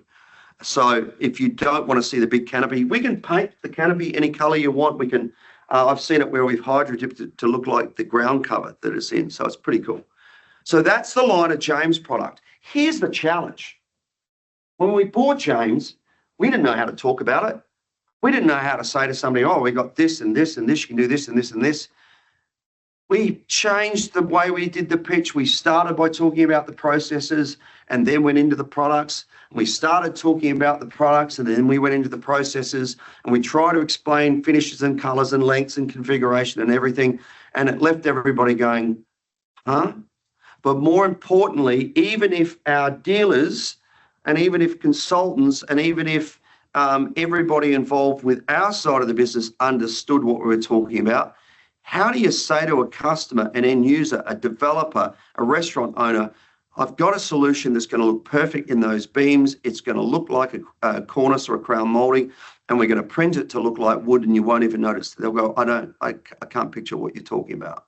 So what we did was we developed something called the Sonance Design Gallery. And what that does is allow us to basically show the solutions that are available. Oh, cancel. Where are we? That allows us to then present what's possible in the market. So the Design Gallery is an app that you have access to. And the way that we train people to use it is to, as you sit with the client, to say, as your audiovisual provider, We have a few key things that all of us in the industry do. If a space is being used to generate profit, restaurant, retail space, gym, your goal is to have people want to be there, enjoying the space, spending more money. That's why you want it there. To do that, we need speakers that have good musicality. We've all sat in restaurants where the sound is fatiguing, you can't talk over the top of it, or you can't hear it, or it's just darn annoying. Our goal is to put something in there that sounds comfortable, evenly balanced, and just enhances the atmosphere. If a space is being used for productivity, so more communication, boardroom, lecture theatre, huddle room, classroom, house of worship, our goal is to allow people to communicate clearly and easily. So can you hear me? Can I hear you? And we do that through something called intelligibility. Unlike most other AV people, that's where they stop, and they're going to come in and talk to you about products and speaker cones and things that honestly don't excite you. We think about things a little bit differently. We throw an extra thing in the mix. We want the product to be designed to disappear. So rather than talking about product, I would like to talk to you about your project. And by the way, those cheek notes are hidden in a little beam over on the side. I want to talk to you about your project and look at the different places we're likely to install sound and find ways of making it designed to disappear. The most common place we'll put sound in is a ceiling. Now, there are lots of different types of ceilings, from drop ceilings with tiles through to gypsum ceilings, through to wood ceilings. Let's start with a gypsum ceiling. In this case, we're showing a standard speaker in round with a white grill, or black or square with a white grill. We've got a product called Small Aperture that's the size of the downlights in round or square. If your ceiling's painted, we can paint it to hide it as well. Or we can offer a product called Invisible Series where you don't see anything. And when the client goes, oh, I like that, you come across to Solutions, you click Invisible Series, and you can show them the product you're talking about. If they've got a wood ceiling, in this case, we're showing you a black square grill, still a standard speaker. We could paint that grill to match the ceiling colour. We can even print the wood grain on it so it disappears. We can go to a small aperture to reduce it to the size of the downlights. We can actually machine the grills from wood for you, or we could machine for you or send you the CNC file to actually machine the slots into the wood itself. If it's an open ceiling, we can use a standard style surface mount or pendant, but why not take a speaker and make it the full width of the beam spanning and the same colour so it becomes part of the architecture. In a slatted ceiling, we can go between the beams with a subwoofer, or we can go above the beams and pipe the sound down to the front. And then when it all goes together and your acoustic cloth goes up, or we paint the speaker black, you really don't even notice it's there. And in every scenario, we believe that you should also add bass where appropriate. So we've made that designed to disappear as well. We can do hidden bass by matching with ceiling speakers. We can match it with pendant speakers. We can use surface mount speakers, tuck it out of the way. We have a subwoofer that's designed to either mount up in the beams where you don't notice it, or even better still, we design it to be small enough to mount under your booths or banquettes.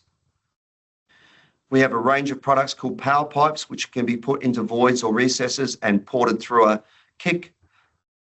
We also have traditional style subwoofers that we can colour match, or invisible subwoofers that you don't see anything. So that's the ceiling. With walls, it's similar. Architectural is all like the in-ceiling stuff we looked at before, but this one's interesting. With surface mount speakers, we can do those in black or white, or we can paint them, or we can go to something called the wedge series, make it the colour of the wall, and then make it span the entire area so it looks like a crown moulding. Or we can build speakers the height of your millwork and combine it with your cabinetry so you don't even see that it's there. Even for displays, we can look at putting speakers on the side, custom with soundbar at the bottom. We can integrate technology to remove the clutter. We can put flush in the wall and colour matched. We can go to in-wall speakers if you prefer.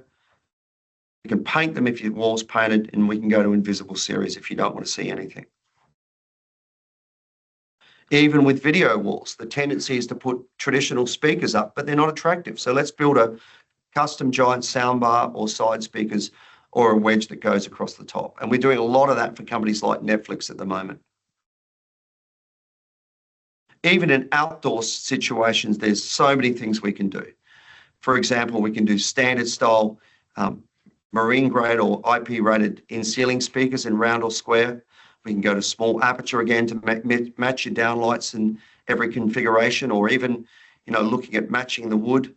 We can paint the grills, or we can make the grills from the wood. We can even take the planks and do the slotted things we saw before. And even in the actual walls, we can do things like standard rectangular speakers, or we can color match them, or even print them with to match wallpaper. In serviced environments, we've got marine grade speakers and mason boxes we can actually put in the step, for example. One that's been incredibly popular is we've worked with the fencing manufacturers to make the speakers the height of the fence poles in a glass fence, same dimensions and same powder coating color. We've got more traditional solutions like the surface mounts in black. They stand out a bit up there. White looks better. Painted looks better still, but why not return to that wedge series we looked at before and then make it the entire width of the top? Even freestanding with Omni speakers that are sort of color matched to the ground cover, or even with built-in planters. And then landscape series speakers that can be omnidirectional like we've got here and buried, or satellite subwoofer solutions like we've got here from Sonance, or the James product that can even be painted or color matched. And even outside, we try and think of creative ways to hide bass, whether it's a variable subwoofer that's mostly mounted in the ground, whether it's using the subwoofer in the bottom of the planter in 8, 10-inch or 12-inch, whether it's taking a landscape hardscape subwoofer and giving it to your construction crew to build into the construction, or a marine grade traditional double 10-inch or like we've got here, a single 10-inch, through to our power pipes that are marine grade in 8, 10, 12 and 15-inch, through to traditional, more cost-effective surface mount woofers, and then in ceiling woofers. So the design gallery is our way of presenting what's possible to the end user, and we don't expect everybody to use it every single time. Our residential version, you're crazy if you don't do every presentation using it. Every single customer you sit down with, you should present what's possible.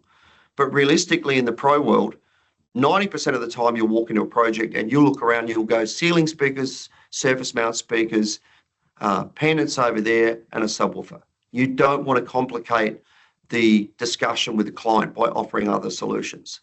But the second you start seeing that there's a lot of influence from an architect, interior designer, or simply if you can tell that the project has some very high visual design cues, design gallery allows you to speak their design language and shows that you're sympathetic to what they're trying to achieve, showing that you understand that you don't want to compromise the sonic performance, but equally you don't want to compromise the design.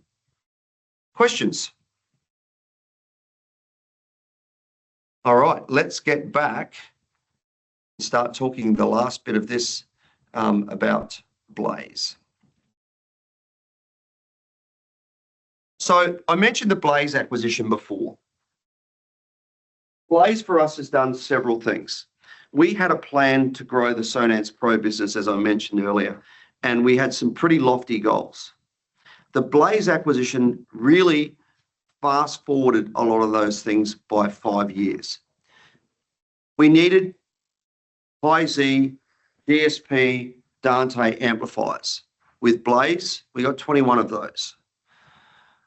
We needed some bigger speakers to be able to go into the house of worship and not just do the entrance and the bathrooms and the cry rooms and the offices, but to be able to do those auditoriums as well. Or in the restaurant where they said, hey, I bring a DJ in on Friday night and I want a DJ system as well. Or, hey, I've got a speakeasy, but I want to play live music through it as well. We also needed to be able to get a foot in the door in markets like Europe, where it's been very challenging for us because we had an incredible range of loudspeakers. But when you go through a distributor, you need to be able to offer more than just speakers. In the US, we were okay. We sold direct to dealers and we had external manufacturers representatives who also represented other products. When we went to Europe and said, hey, we're Sonance, we've had all this success in America. Well, how many products have you got? Oh, we've got this. Okay. You got any amplifiers? No, we haven't got any amplifiers. Well, I've just lost brand X and they had amplifiers. You're not going to work. So Blaze for us not only gave us the amplifiers and the bigger speakers, it also allowed us to tell a full solution story into markets that we hadn't established ourselves, and Blaze was already established in Europe, meaning that we already had a foot in the door in a lot of markets that we hadn't been able to get traction. Now, Blaze has been around for a number of years. It was established by a company called Pascal. Pascal has been a leading amplifier module company for many, many years. Their founder was fascinated by high power, very efficient amplifiers, left college, went to work for Bang & Olufsen building amplifiers, wanted to go into bigger staging, rental, high output amplifiers. Bang & Olufsen said, no, that's not where we play. Left and went off and started Pascal, and then started building some of the most highly reputable amplifiers being used by some of the most amazing brands, and not just sound reinforcement brands, also very high quality distributed audio, hi-fi style modules as well. And that's one of the first things I noticed when we started trying Blaze amplifiers was I thought our old DSP-2750 sounded good. And I know when we were using some other brands of amplifiers that we had been partnered with in other markets, I noticed that those amplifiers didn't sound as good as our 2750. When I heard Pro Series through Blaze, it was like, oh my, this has elevated us to another level again, which was great. So we have a few different things from Blaze. Let's start with the loudspeakers. This product is called Cornered Audio. It's incredibly popular in Europe. It was also a Danish brand like Blaze, like Pascal was, so they had that immediate connection. These products, similarly to our Wedge series, are designed to be placed up in a corner between the ceiling and the wall, or the eaves of the wall, or into a corner, or even putting two of them together on a ceiling, or three of them wrapping around a corner. There is a 2-inch, which is low Z only, a 4-inch, 5-inch, and 6-inch, which is also high Z or low Z. These are a passive and active driver, great sounding product, black or white, and also IP rated. There are a couple of subwoofers that are available. There's these both hang on cleats on the wall. There is a double 8 and there is a single 12. These are low Z only products, but a really interesting little solution. Probably more appropriate and successful in Europe because there's so many restaurants in Europe where they are either old buildings, they can't put speakers in the ceiling or cut holes, or they're sort of heritage listed and they've got to try and retrofit something in there without doing a lot of damage. So this gave it high aesthetic value and also good sound response value. So this is cornered audio. So these are all the different in the corner, sort of flowing almost like this, 2 of them on a wall, 3 of them are wrapping around here. So quite an interesting solution.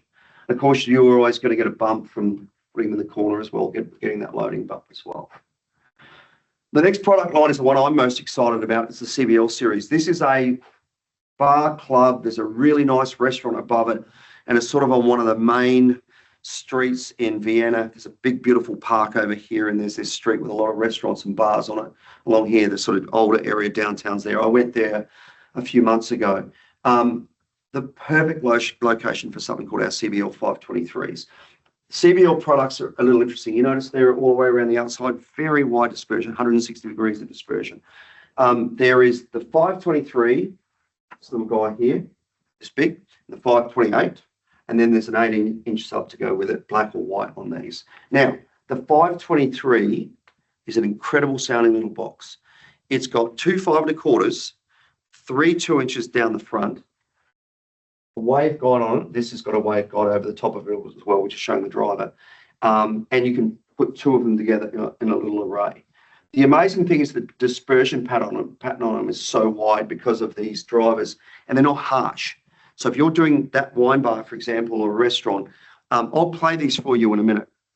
Nobody's going to want to sit 3 feet away from these things because they're a compression driver and they're horn loaded. And they're also narrow dispersion. These are designed to throw and play very loud.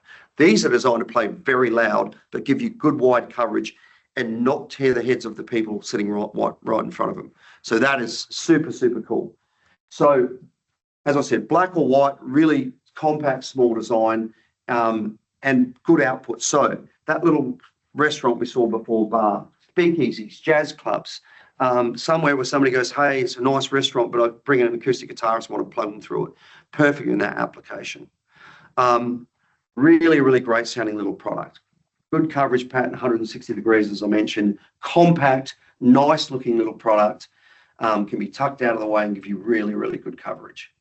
Then we get to the 528, really interesting product. This high, this wide, about this deep.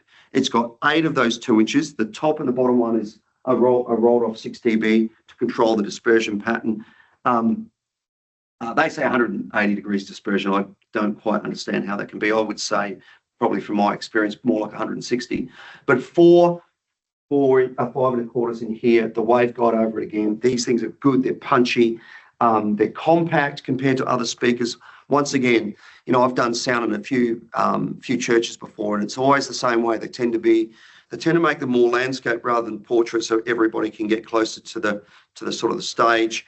And then they're trying to get good sound and using, typically you'll use a couple of speakers here and here, but yeah, it's hard to get good coverage. And then where do the old people always sit? Right down the front when they complain because their head's getting torn off, right? With this product, it's not going to tear the heads off of the people sitting in front of it. It's still going to have enough throw to get to the back of the auditorium, and it's going to give you really nice, comfortable, wide coverage as well. We have the sub for it. I'll show you in a moment. You could use it without a sub. If you said to me, I'm doing a small church, and the only thing we're going to put through it is voice, maybe some keyboard, maybe an acoustic guitar, and yeah, we have a drummer and a bass player, but the bass player is going to use his bass amp, the drummer's going to be acoustic. You could probably run it without a sub. But in other applications, we do have the sub as well. We'll show it in a minute. But look at the pattern on it. Very, very flat pattern. So that's the design. And then there's the coverage pattern, 45 degrees. So nice and control, but nice and wide that way. But there's the sub to go with it.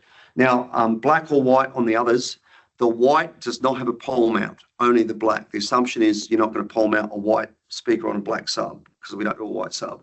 But the sub can be used single. You can mount a second one on top, cardioid. We've got the curves of the amps to be able to do that as well. Really, really big output if you want to use this for more punchy, loud stuff. So I would throw this with any of the other products in a restaurant. The other nice thing is you can use the 523 because they all voice the same if you want to do some delay stacks or some side fill. There was a bar in Dana Point, 10 minutes from the office, and it was a really weird L shape. And the stage was perfect for the 528s, the BL18s, and this area over here was perfect to put 523s where they were shaded from the front of house. So that's a great example of how that system can be used. Then we get on to the big boy. This is the CCA. This is a really interesting product.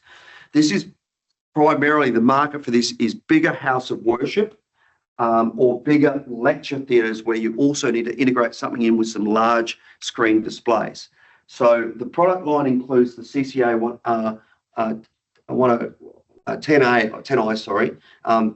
These are a large constant curvature array point source. They're not a line array. They can't be steered. So you can do up to 4 of them in a row, and you can do shading when you put them in to control your coverage directly in front of them and to give you a long throw and wide pattern, but you can't steer them. And then there's the 2 subs to go with it, the single 18 and the double 18. These things are absolutely amazing. Huge power handling as well. So these top boxes, scalable, flexible, good frequency response. There's dual 10s, and then there's a 2-way compression driver mid-range and horn in the middle of these things. So plenty of throw in the room as well, like big throwing style speakers. As I mentioned earlier, this is the thing you could use in an auditorium of up to 1,000 people. And then the single sub to go with it, 21 ply birch enclosure. It's so heavy, these things. And then the double to go with it as well. 5,000 watts of low end, which is crazy. So there's a sort of installation you'd see happening in a big house of worship where you don't want a line array hanging in front of the screen. So this gives you an alternative. You can get up out of the way, or even in some we've seen where they won't even, they'll do one stack. So 3 or 4 of them in the middle of the above the stage, put one of the single 18 or double 18s flying behind it, and that will give you coverage of that entire space as well. So it's a little different from other concepts, another one, an idea as well. And then we've also got churches in the US where they've actually used the little 523s across the front of the stage for stage sound as well. Passive or active? Passive. Yeah, only passive. Nothing in our line is active except for our residential impact subwoofers. Then we come to amplifiers. This for us is a huge breakthrough. 21 amplifiers in the line from the power zone, workhorse, amps with volume controls, toggle switches. This is your down and dirty, want to get a job done, low Z, high Z, good power levels. To Power Zone Connect, which brings in a level of DSP control, pre-configured curves, delays, everything you could possibly want from amps, networkable, all that sort of stuff, to the versions with Dante built into it as well. So starting with the Power Zone, very simple, 250 total power, so 2x125, 4x250, and then 4x250 as well to give you 1,000 power. Phoenix connector outputs, balanced inputs, all your sort of standard stuff, GPIO and everything, and toggle switches to control it. Great sounding products. If you don't need DSP, or if you're using external DSP, this is a really, really good product to use. You know, if you were doing it, you want to do the least expensive Pro Series installation that you could do, and knowing the products, the Pro Series products sound so flat, you could throw one of those on with a Sonance and a commercial licensed streaming service, and you'd have a great little restaurant system, which would be good. Now we start getting into some of the smart stuff, Power Zone Connect. So, you know, we've got 4 of the half rack models, 120, 250, 250 by 4, and then 500 by 4 versions. And then the full rack 1U, so 500 total power 8 channel, 1000 watt 8 channel, and then over to the 2U full rack. And you can see up to 6,000 watts total power with these. Now they have RCA inputs. And it's so funny in the pro world that we tend to shy away from that. Well, we see jobs where somebody wants to run a Sonance into an amplifier. We'll also be using these amplifiers on our Resi line as well. So that's appropriate for us to have that. But we still have all the balanced inputs, all the normal stuff, and Dante, of course, in the Dante models we'll be looking at in a moment. So I'm not opposed to having RCAs. I'm running RCA into this as we speak. So, you know, for me, I'm absolutely happy to have that. And then we've also got SPDIF on there as well, which once again, if you want to run Sonance into it, it's great, but it's also an excellent way of daisy chaining your Dante. You run your Dante into your first one and you can just daisy chain off the other amplifiers, making that simple as well. So it's a really, really good way of doing that too. Or just daisy chain the amps full stop if you want to just run anything into it, analog or whatever. And then we have the Dante models. You can see we've got the extra network connection on there, still SPDIF, Wi-Fi control and setup. Absolutely amazing amps. We've got them up here for the guys that are in the room if you want to come up and look at them in a moment. So the onboard control is incredibly powerful. We've got a dashboard that shows what's set up in the amplifier. We can go in and change all of our inputting. We've got a grouping and then like a zone where we can set up different zones. We've got all the output settings where you can get into it, change it from high Z to low C, add high pass and low pass, add custom curves, run tones and sweeps, or anything you want to do through the amplifier, and then getting into all the detailed settings as well. I think the setup on this is some of the most powerful that I've seen. You've been playing around with it now for a few weeks, and having dealt with many DSP amps in the past, this is as clear and easy to follow as I've found. And I particularly appreciate having the zone tab where there's like, it's not really, but like an extra layer of routing. Yeah, it makes it much friendlier when you're dealing with presets or you're dealing with locking end users out of particular areas within the amplifier itself. So far, I'm really impressed with the web UI. Yeah. And I came across one a couple of years ago, and it wasn't as impressive. They've done a lot of work making sure that the web UI is market leading, for sure. Exactly. And now we've got input on the development as that as well. It's not just us taking product from Pascal and having no input. Our product management team have already made significant changes to that GUI since we bought the company. So that's pretty good. And then we've got controllers as well, wall controllers. You can do up to 8 zone. You've got the ability of deciding who sees what. So if you've got one in the front office, you might want them controlling all of the zones, but the one behind the bar, you just want controlling the bar. So great feature set on those. And then we've got all of the API control as well. So AMX alarms and symmetrics control for all QSIS, URC crescent and RTI, for example. We're very, very open with all of that and being able to get everything into there as well. So that's the lineup of Blaze amps and speakers. Any questions? The sort of pseudo line array, does it have a reliable sub? Yes, the sub's liable. One of those pictures we had it shown up there, the single or the double 18, yeah, for sure. Single. Yep. Darren asked in the chat if you could talk a bit more on the Dante and is there remote access to the amps? Is there remote access into the amps? Yes, if you're coming through, it's not, the amp itself is not on the cloud, so to speak. There's no cloud support. No. Like a direct cloud connection. But there is, the Dante itself is a 4x4 card, even on the 8-channel amps. So that's something to be aware of, but it is proper Audinate silicon.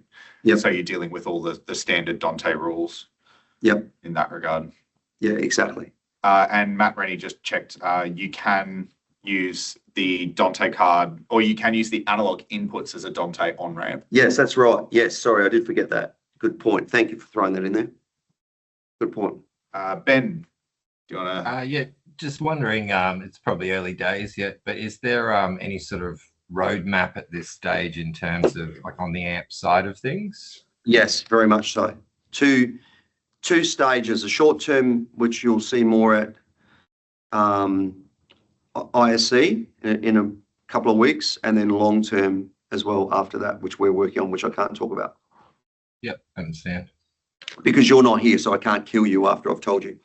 That's right. So I was curious to know if there's going to be, because I was looking at the range.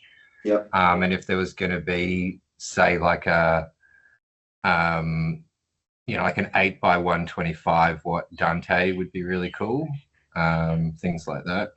So what we want from you guys is to give feedback to Dale, who's our product manager in the US for us on amplifiers or electronics. So any feedback that you've got, please route it through Shane.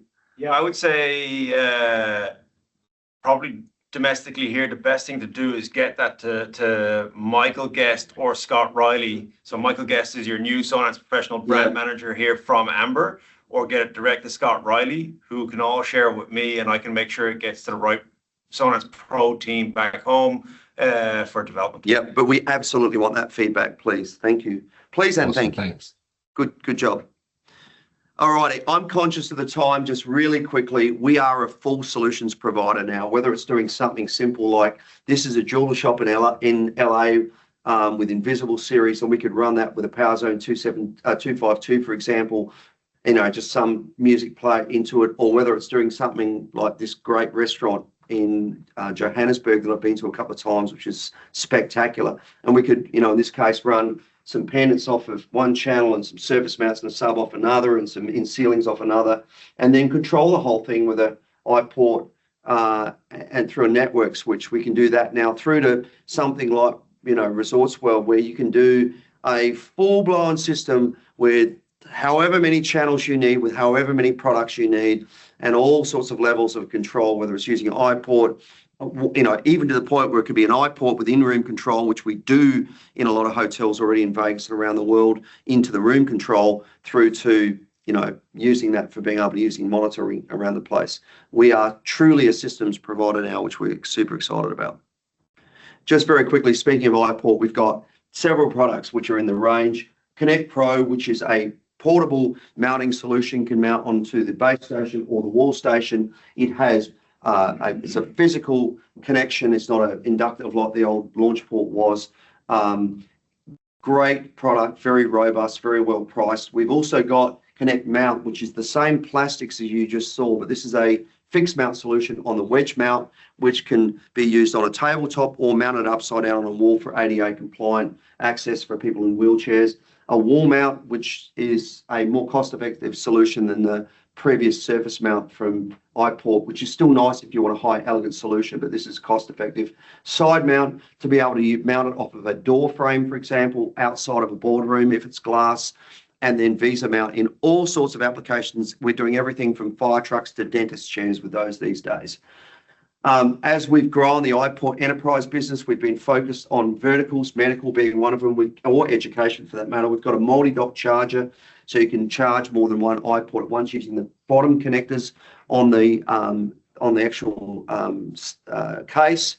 And then even to the point now we have got our own working with third-party people doing things like credit card readers, where it holds onto the back of either the iPad sleeve or the phone sleeve, and it's using the connector on the back of that to not only make a physical connection between the two of the products, but also when you dock this into the multi-dock charger, it's charging the credit card reader as well as charging the actual phone. So it eliminates that risk that something's going flat and not working, provides great protection. So we like to say we hold, charge, protect, and connect iOS solutions.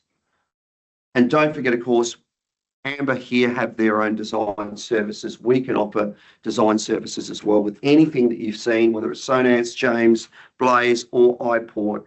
We're here to help you with whether it's just a little bit of input or whether it's doing full-blown designs. Our goal is to do that with you. And that is it in terms of the presentation. On time. I'm going to hit play in a second for the people in the room. Those of you not in the room, I'm guessing you don't have any of these speakers in your own house, and we're not hardwired into your computer, so the demo's not going to really work for you as it is for the people in the room. So those of you at the other end of the call, thanks so much for joining us. I hope you found it useful. My email is simonw@sonance.com. It's been great having you guys on board. Thank you so much for joining us. I'm really excited for you to see all the stuff we're rolling out as on the pro side in the coming months and years. And if you come into ISE, come and see me. We've got 2 booths at ISE. We've got the Resi booth, and then we've got our own dedicated pro booth in Hall 7 this year. So hopefully if you're there, stop by and say hello. Thank you, guys.